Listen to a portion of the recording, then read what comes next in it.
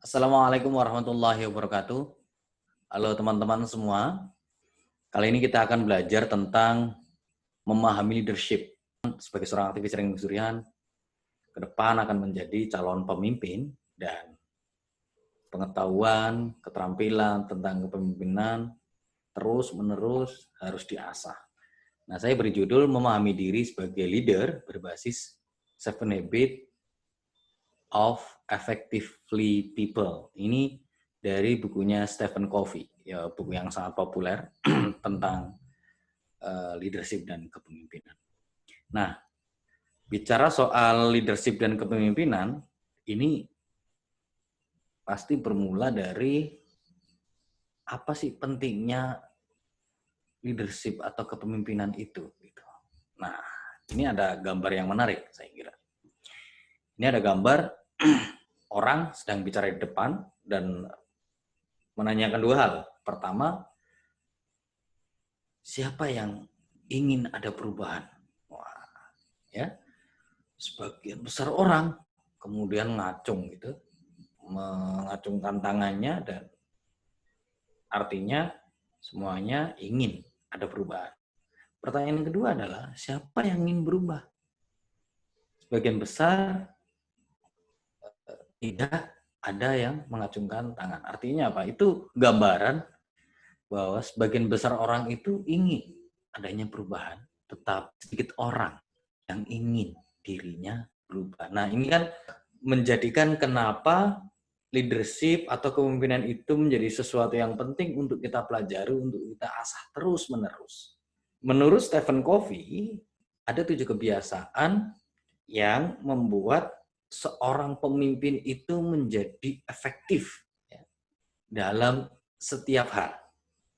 Di 7 Habits ini dibuat lebih sistematis sehingga kita memahaminya menjadi lebih mudah. 7 Habits ini kita akan belajar tentang beberapa hal. Saya memetakannya menjadi 4 bagian. Yang pertama adalah soal paradigma, yang soal kemenangan pribadi, apa itu nanti kita bisa lihat. Kemudian yang ketiga adalah kemenangan publik dan yang keempat adalah pembaruan. Apa itu paradigma? Paradigma itu sederhananya adalah cara pandang kita melihat sesuatu. Namanya cara pandang berangkat dari cara kita berpikir, gitu ya. Ini pikiran yang ada dalam kepala kita itu akan menentukan kita akan melihat di sisi mana yang pengen kita lihat. Nah, gitu. Nah, terus apa pentingnya dalam konteks perubahan paradigma itu? Nah, ada satu pepatah yang mengatakan bahwa kalau kita mau perubahan kecil dalam hidup, maka ubahlah perilaku. Nah, mengubah perilaku itu cukup dengan mengubah kebiasaan-kebiasaan kita, gitu ya. Itu pasti akan terjadi perubahan, tetapi skalanya kecil. Nah, kalau kemudian kita menghendaki perubahan yang besar, maka ubahlah paradigma. Artinya apa? Paradigma itu menentukan perubahan itu lebih besar dan lebih holistik daripada perilaku yang biasa kita lakukan sehari-hari. Kita pengen lebih disiplin gitu. Ya udah diubah aja perilakunya gitu. Sat dijadwal apa macam-macam tanpa mengubah paradigma itu apakah terjadi perubahan? Pasti terjadi perubahan tapi skalanya kecil. Jadi kalau kita kemudian berangkatnya dari paradigma yang ada dalam kepala kita tentang sebuah perubahan itu, maka yang terjadi itu lebih besar. Nah, maka itulah kenapa paradigma itu penting. Nah, dalam konteks 7 Habits ini yang nanti kita akan jadikan basis memahami diri kita sebagai leader. Nah, paradigma yang wajib kita pahami adalah tentang inside out. Paradigma inside out ini, yang artinya paradigma dari dalam keluar. Maksudnya apa sih gitu? Nah, ini ada quote dari Rumi yang saya senang banget quote ini. Kemarin aku pintar, maka aku ingin ubah dunia. Sekarang aku bijak, maka aku berupaya mengubah diriku. Itu Rumi. Kalimat dari Rumi. Nah, artinya apa? Jika sebagian manusia mengubah dirinya agar lebih baik, maka dunia akan lebih baik. Ini juga menjawab pertanyaan, kalau kita mau melakukan perubahan, dari mana perubahan ini dimulai? Dari sini kita bisa menjawab perubahan itu bisa dimulai dari diri kita. Makanya paradigma dari dalam keluar ini menjadi satu cara pandang kita dalam membangun diri kita sebagai seorang pemimpin. Bahwa perubahan itu harus dari dalam diri kita. Bukan dari luar diri kita, kemudian membuat kita berubah, bukan.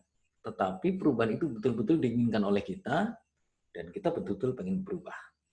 7 Habit ini, yang ada 7 kebiasaan, ini sebenarnya berangkat dari latar belakang bahwa sebagian besar orang itu mengawalinya pasti menjadi manusia yang bergantung gitu. Mulai dari bayi gitu, mulai dari ya mungkin dari janin lah ya, dari janin itu kita nggak bisa ngapa-ngapain gitu. Artinya apa? Kita memang sebagai seorang manusia diawali dari ketergantungan. Nah, pertanyaannya, sampai kapankah kita akan bergantung? Ketergantungan kita bergantung pada kematangan diri kita. Maukah kita terus-menerus bergantung atau kita mau tidak bergantung terus-menerus? Nah, maka 7 Habit ini dia menggambarkan satu proses kematangan seseorang dan juga kematangan seorang pemimpin itu dimulai dari ketergantungan atau bergantung. Bahasa mudanya adalah kamu. Apa-apa itu kamu. Nah, biasanya kalau teman-teman sering melihat orang pacaran gitu, gara-gara kamu sih, gitu, aku jadi begini. Kata kamu, gara-gara kamu, itu menunjukkan ketergantungan itu. Nah, maka 7 Habit ini menggambarkan atau memberi jalan, ini harus berubah. Dari kamu menuju aku. Nah, aku ini menggambarkan kemandirian. Seseorang yang mandiri, aku bisa kok. Ya, akulah. Aku yang bisa mengerjakan, aku yang bisa melakukan. Aku bisa sendiri gitu. Kenapa harus ada yang lain? Nah, itu kemandirian. Tetapi menurut 7 Habit, cara pandang ini bukan hal yang terakhir. Harus beralih dari kemandirian menuju ke interdependensi atau saling ketergantungan atau membangun kerjasama. Atau dalam bahasa mudahnya adalah kita gitu. Jadi perubahannya adalah dari kamu menuju ke aku, jangan berhenti di aku, tapi kemudian menuju ke kita. Nah, ini penting. Saya kira paradigma yang semacam ini kita bangun. Nah, 7 Habit berangkatnya itu dari sini. Bagaimana kita menjadi seorang manusia dan seorang pemimpin yang efektif. Nah, dari mana kemudian kita mulai? Ya, kita mulainya tentunya karena kita berangkatnya dari paradigma itu, dari pikiran kita. Mulainya dari pikiran kita. Kenapa? Karena pikiran kita itu akan mempengaruhi kata-kata yang akan terucap di mulut kita. Dan kata-kata itu akan mempengaruhi tindakan-tindakan yang kita lakukan. Nah, tindakan yang kita lakukan itu akan mempengaruhi kebiasaan yang terjadi setiap hari pada diri kita. Karena apa? Karena kalau kebiasaan kan biasanya dia melakukannya ini karena dia itu melakukannya dia bertindak begini gitu. Nah, tindakan yang terus-menerus dilakukan itu akan menjadi kebiasaan. Nah, kalau kemudian kebiasaan itu terus-menerus dilakukan, maka ini akan mengubah atau membentuk karakter seseorang. Nah, karakter ini akan menentukan nasib seseorang. Titiknya kan mulainya dari pikiran. Harus kita pahami betul bagaimana kebiasaan efektif itu bisa terbentuk. Nah, kebiasaan itu bisa terbentuk oleh 3 hal. 1 adalah pengetahuan, 2 adalah keinginan, dan yang ketiga adalah keterampilan. Nah, pengetahuan ini berkaitan dengan apa yang harus dilakukan dan mengapa harus melakukan itu. Nah, itu terkait dengan pengetahuan. Kenapa saya harus melakukan kebiasaan ini? Kenapa saya harus melakukan kebiasaan itu? Apa yang harus saya lakukan? Apalagi saat pandemi semacam ini, kenapa saya harus melakukan meeting online gitu? Kenapa? Apa yang harus saya lakukan ketika saat pandemi? Nah, gitu-gitu. Nah, itu adalah pengetahuan-pengetahuan yang akan mempengaruhi kebiasaan efektif atau tidak. Yang kedua adalah keinginan. Maukah kita melakukan itu? Kalau hanya sebatas pengetahuan tanpa keinginan, kebiasaan itu tidak bisa terjadi. Kebiasaan efektif tidak mungkin bisa terjadi. Gitu. Nah, yang ketiga adalah keterampilan. Itu tentang bagaimana kita melakukan sesuatu itu. Nah, kalau hanya kita tahu, kemudian kita ingin, tapi nggak tahu caranya, gitu ya, yo kebiasaan itu nggak terjadi.